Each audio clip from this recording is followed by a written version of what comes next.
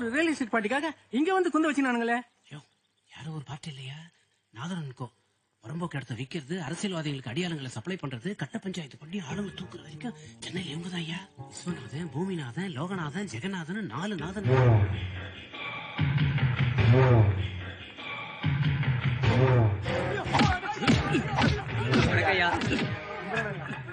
வணக்கங்க. பூமி, என்ன பிரச்சனை? மதுராந்தகத்துல ஒரு இட பிரச்சனை. மதுராந்தகமா? அங்க வேல்யூ கம்மி இல்ல? ஜிஎஸ்டி ரோடு மேல 1500 அடி ஃப்ரண்டேஜ், 140 ஏக்கர் விவசாய நிலம். விக்கிறவங்க செங்கல்பட்டுக்காரங்க, வாங்குறவங்க நம்ம வரதராஜன் குரூப்.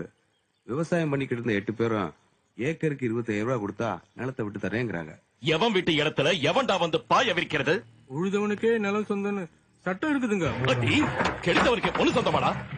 ஒரு பொண்ணுன்னா பூ வைக்கிறது, நிச்சயதார்த்தம், பட்டு கட்டுறது, பவுன் இருக்கிறது, முகூர்த்தம், சாந்தி முகூர்த்தம், எவ்வளவு வேலை இருக்கு.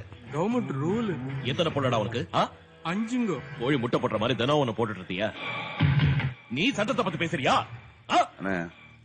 ஏக்கருக்கு 5,000 ரூபாய் கொடுத்துலான்னு பார்ட்டி சொல்லுது. 10,000 ரூபான்னு பேசிக்க. டேய், ஏக்கருக்கு 2,000 ரூபாய் கொடுக்கறேன். வாங்கிட்டு உழவு நீர் பாய்ச்சி விடுதலை பத்திரத்துல கையெழுத்து போட்டுட்டு ஓடி போயிடணும்.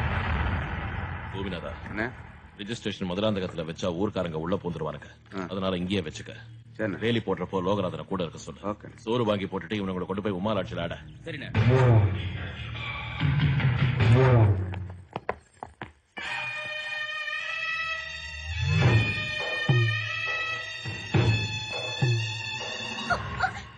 ஹாய். சனியை பிடிச்சு கையை முறிக்க.